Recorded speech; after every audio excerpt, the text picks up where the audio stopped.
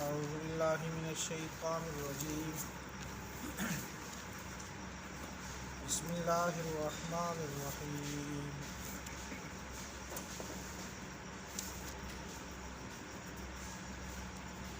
سورہ حج آیت نمبر 45۔ سورہ حج گزشتہ کل کے درس میں اللہ جل شانہ نے حضرت آدم علیہ السلام کی تخلیق کا ذکر فرمایا تھا کہ اللہ جل شانہ نے حضرت آدم علیہ السلام کو مٹی سے پیدا کیا، فرشتوں کو تعظیماً کہا کہ اسے تعظیم دینے کے لیے سجدہ کرو۔ ابلیس کا انکار، اس کو راندہ درگاہ ہونا، شیطان کا یہ چیلنج کہ میں آپ کے بندوں کو گمراہ کروں گا، دنیا ان کے لیے ان کے گناہ نافرمانی ان کے لیے مزین کر دوں گا۔ اللہ جل شانہ نے ان سے یہ کہا تھا کل کی آیات، ان عبادی لیس لک علیہم سلطان، جو میرے خاص بندے ہوں گے صاحب ایمان، ان پر تیرا زور نہیں چلے گا۔ اور جہنم شیطان اور ان کے متبعین کا ٹھکانہ ہے۔ اللہ نے فرمایا کہ جہنم کے 7 دروازے ہیں اور ہر دروازے میں مخصوص طبقے مخصوص فرقے، مخصوص جماعتیں، مخصوص گناہگار، وہ ہر دروازے سے جہنم میں داخل ہوں گے۔ آج کی جو آیات ہیں یہ 2 حصوں میں، آج کا جو رکوع ہے 2 حصوں میں آپ تقسیم کر سکتے ہیں۔ ایک متقین کے بارے میں، ان کی جنت کے داخلے کے متعلق گفتگو، دوسرا حضرت ابراہیم علیہ السلام کا وہ واقعہ جو پہلے بہت تفصیل سے گزرا ہے سورہ ہود میں، تو وہ یہاں پر اجمالاً مختصراً یہاں دوبارہ ذکر ہے۔ ان آیات میں اللہ جل شانہ فرما رہے کہ جو اللہ سے ڈرنے والے لوگ ہیں۔ اب اللہ سے ڈرنے والے کون سے ہیں؟ جو شیطان کی بات نہیں مانتے، اللہ کا ڈر اور خوف کسی بھی گناہ کی وجہ سے ان کو باز رکھے۔ کوئی بھی گناہ کرتے وقت کبھی دل میں اللہ کا خوف آیا کہ اللہ دیکھ رہے ہیں، اور اللہ کے ڈر کی وجہ سے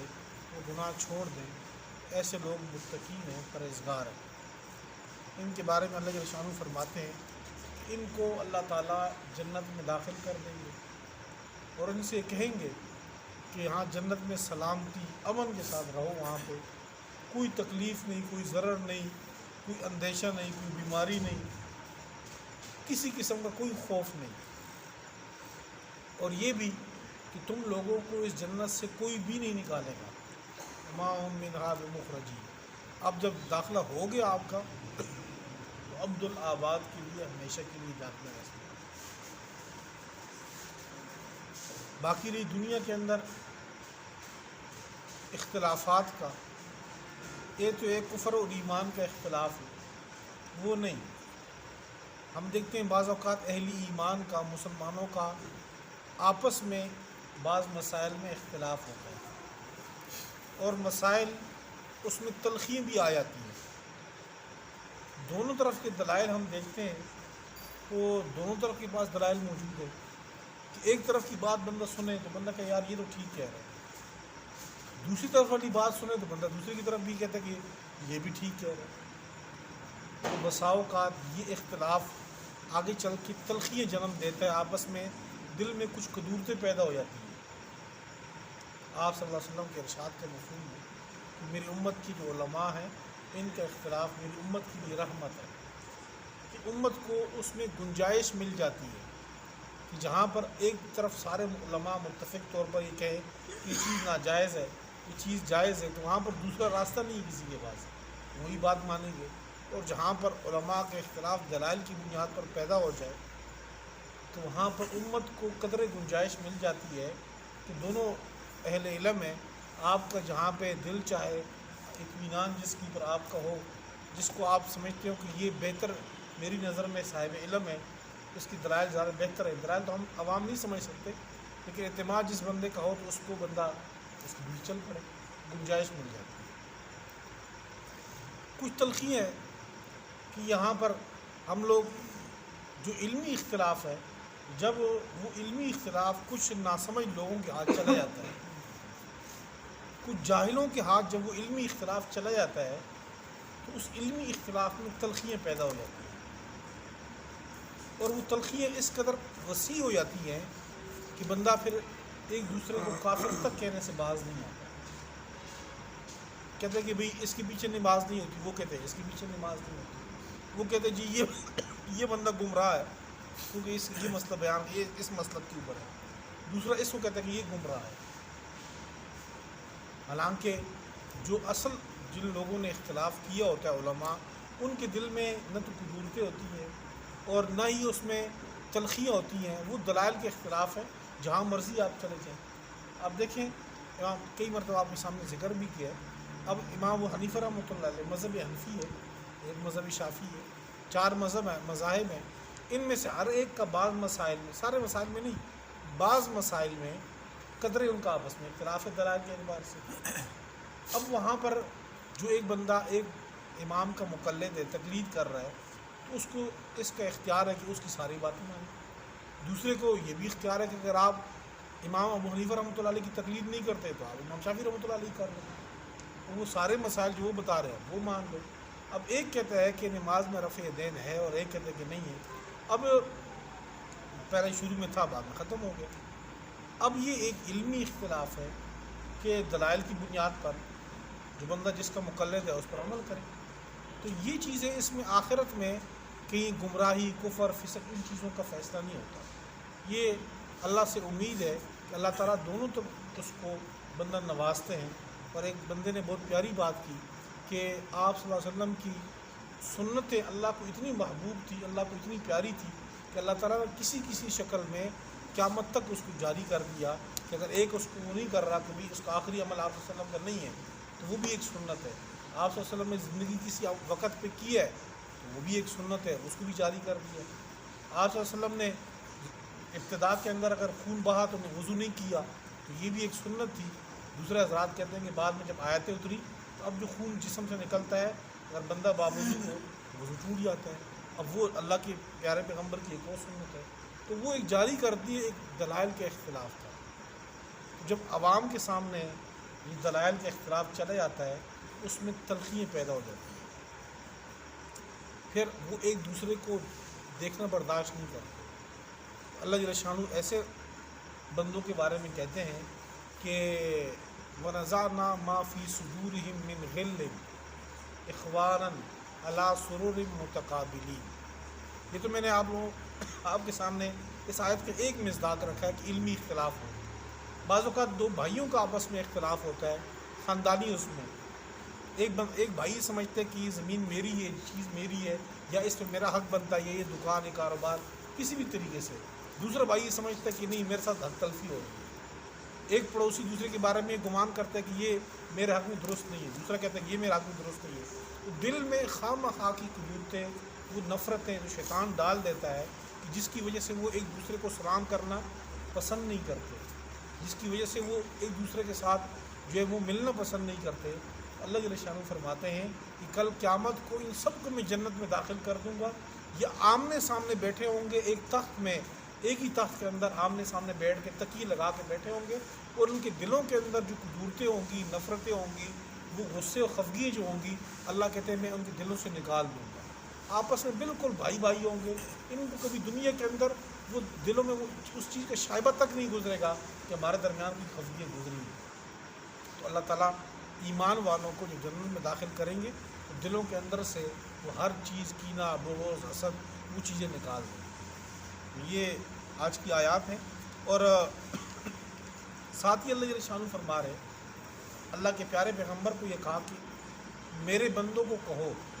اپنی امت کو، میرے بندوں کو یہ کہو کہ انی انا الغفور الرحیم، بے شک میں معاف کرنے والا ہوں اور نہایت رحم کرنے والا ہوں۔ تاکیداً کہا آپ صلی اللہ علیہ وسلم کو کہ اپنی امت کو یہ کہو، میرے بندوں کو یہ کہو، ان کے ذہن میں یہ بات ڈال دو کہ میں معاف کرنے والا ہوں، کہ ایسا نہ ہو کہ گناہ کرتے کرتے آپ مایوس ہو جاؤ کہ جی ہمارے گناہ بڑھ گئے ہیں۔ ایسے نہیں، جب بھی آپ کو اپنے گناہ یاد آئیں اسی وقت توبہ استغفار کر لو تو وہ توبہ استغفار ان گناہ کا کفارہ ہو جائے گا۔ بلکہ بعض اوقات انسان کی توبہ اتنی خالص ہوتی ہے، آگے سورہ فرقان کے اندر 19ویں سپارے میں اللہ نے ذکر کیا ہے، وہ آیت ہے کہ بعض گناہ ایسے ہوتے ہیں کہ بندہ جب اس سے توبہ کر لیتا ہے تو اللہ تعالیٰ انہی گناہوں کو نیکیوں میں تبدیل کر دیتے ہیں۔ یہ نہیں کہ گناہ معاف کر دیے، نہیں، بلکہ گناہ معاف کرنے کے بجائے انہی گناہوں کو اللہ تعالیٰ نیکی میں لگ دیتے ہیں۔ اللہ سے کون پوچھ سکتا ہے کہ جی آپ نے اس بندے کے گناہ کیوں معاف کیے؟ جہاں اللہ تعالیٰ نے اس بات کا یہ کہا کہ میرے بندوں کو کہو کہ میں نہایت معاف کرنے والا ہوں، نہایت میرے انتہائی رحم ہے میرے اس میں، تو ساتھ ہی یہ کہا کہ یہ بھی پھر ذہن میں رکھنا کہ جو میری پکڑ میں آ جائے، میری گرفت میں آ جائے، سزا میں آ جائے، پھر میری سزا بھی بے انتہا کی ہوگی، انتہائی دردناک قسم کی ہوگی، پھر اللہ جیسی سزا بھی کوئی کسی کو نہیں دے سکتا۔ اس کے ساتھ دوسرا جو مضمون ہے آج کا، وہ حضرت ابراہیم علیہ السلام کے پاس ان فرشتوں کی آمد ہے جو حضرت لوط علیہ السلام قوم کے پاس عذاب کا پیغام لے کر آئے تھے۔ سورہ ہود میں تفصیلی اس بات کا ذکر ہو چکا کہ وہ حضرت ابراہیم علیہ السلام کے پاس پہلے آئے اور وہاں پر حضرت ابراہیم علیہ السلام نے بشرا ذبح کیا ان کے لیے، فلما رأى أيديهم لا تصل إليه نكرهم فأوجس منه خيفة، جب ان کو دیکھا کہ وہ بچھڑا نہیں کھا رہے، ہاتھ نہیں بڑھا رہے، حضرت ابراہیم نے دل میں خوف محسوس کیا۔ انہوں نے کہا کہ آپ خوف نہ محسوس کریں، ہم اللہ کے فرشتے ہیں، آپ کے پاس ہم آئے ہیں کہ ہم آپ کو آپ کی بیٹی کی خوشخبری سنائیں، کیونکہ بڑھاپے میں بوڑھے ہو چکے تھے، اللہ تعالیٰ نے ان کو اولاد نہیں دی تھی۔ پھر حضرت اسحاق علیہ السلام کی بشارت ان کو دی گئی، اور اس کے بعد جب فارغ ہوئے کہا کہ اب آگے کیا مقصد ہے؟ انہوں نے کہا کہ ہم نے قوم لوط کی طرف جانا ہے، عذاب کا پیغام دے۔ ان المتقین فی جنات و عیون، بے شک متقی فی جنات، وہ باغات میں ہوں گے، وہ عیون، اور نہروں میں، چشمے ہوں گی، نہریں ہوں گے باغات۔ ادخلوہا بسلام آمنین، ان سے کہا جائے گا کہ داخل ہو جاؤ تم اس جنت میں بسلام، سلامتی، آمنین، امن کے ساتھ، امن اور سلامتی کے ساتھ داخل ہو جاؤ۔ ونزعنا ما فی صدورہم، اور ہم نکال دیں گے، کھینچ لیں گے، ما فی صدورہم، جو ان کے سینوں کے اندر، من غل، کوئی خفگی ہے، کوئی ناراضگی ہے، وہ ہم دور کر دیں گے۔ اخواناً، بھائی بھائی ہوں گے، علی سرر، تختوں کے اوپر بیٹھے ہوں گے، قالین تختوں پہ، متقابلین، آمنے سامنے۔ جس طرح دنیا میں ہم کہیں پہ ہوٹل میں جاتے ہیں، گپ شپ لگاتے ہیں، آمنے سامنے بیٹھتے ہیں بیٹھک میں، اس طرح جنت میں بھی یہ ماحول ہوگا، وہاں قالین ہوں گی، آبشاریں ہوں گی، وہاں پر باغات ہوں گے، اس میں قالین لگی ہوگی، وہاں پر آمنے سامنے بیٹھ کے گپ شپ لگا رہے ہیں۔ لا یمسہم فیہا نصب، وہاں ان کو کوئی تکلیف نہیں ملے گی، جنت میں کوئی تھکاوٹ، کوئی تکلیف نہیں آئے گی۔ وما هم منہا بمخرجین، اور نہ ان لوگوں کو اس جنت سے نکالا جائے گا۔ نب عبادی، میرے بندوں کو خبر دو، انی، اس بات کی کہ بے شک میں، انا الغفور الرحیم، بے شک میں ہی معاف کرنے والا، نہایت رحم کرنے والا ہوں۔ وان عذابی، اور اس بات کی بھی خبر دو کہ میرا عذاب، بے شک میرا عذاب، هو العذاب العلیم، اصل وہی دردناک قسم کا عذاب ہے۔ وَنَبِّئْهُمْ، آپ ان کو اطلاع دیں، عن ضیف ابراہیم، حضرت ابراہیم کے مہمانوں کے بارے میں، اذ دخلوا علیہ فقالوا سلاما، جب وہ مہمان داخل ہوئے، یعنی وہ فرشتے جو انسانی شکل میں آئے تھے، وہ داخل ہوئے علیہ، حضرت ابراہیم پہ، فقالوا سلاما، انہوں نے کہا کہ سلام، سلامتی ہو۔ قال انا منکم وجلون، حضرت ابراہیم نے کہا کہ بے شک ہم تم سے خوف محسوس کرتے ہیں۔ یہ اس صورت میں کہا تھا کہ جب وہاں آپس میں بیٹھے، گپ شپ ہوئی، بچھڑا ذبح ہوا اور ان کے سامنے لایا گیا، اور جب انہوں نے نہیں کھایا تو حضرت ابراہیم نے صاف کہا ان سے کہ ہم آپ سے خوف محسوس کرتے ہیں۔ قالوا، تو انہوں نے آگے سے کہا، لا توجل، آپ ڈرے نہیں، انا نبشرک بغلام علیم، بے شک ہم آپ کو خوشخبری دیتے ہیں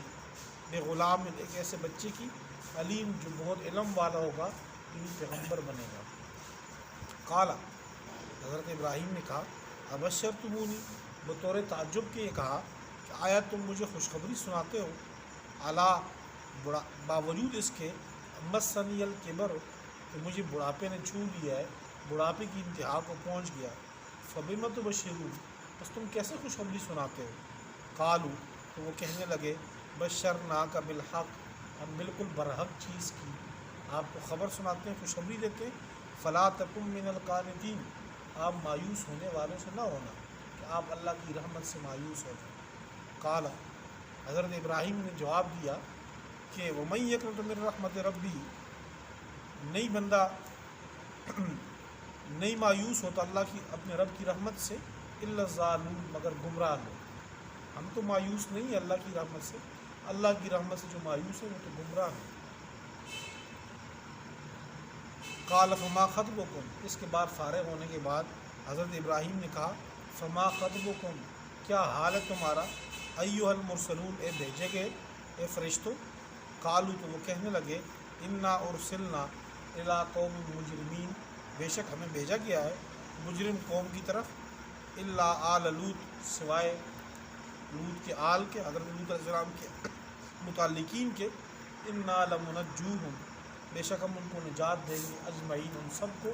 یعنی حضرت لوط علیہ السلام کی متعلقین متبعین جنہوں نے ان کی بات مانی ہم ان سب کو نجات دیں گے، الا امرأتہ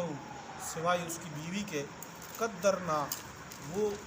ہم نے مقدر کر دیا، انہا لمن الغابرین کہ وہ پیچھے رہ جانے والوں میں سے ہے، وہ پیچھے ہی رہے۔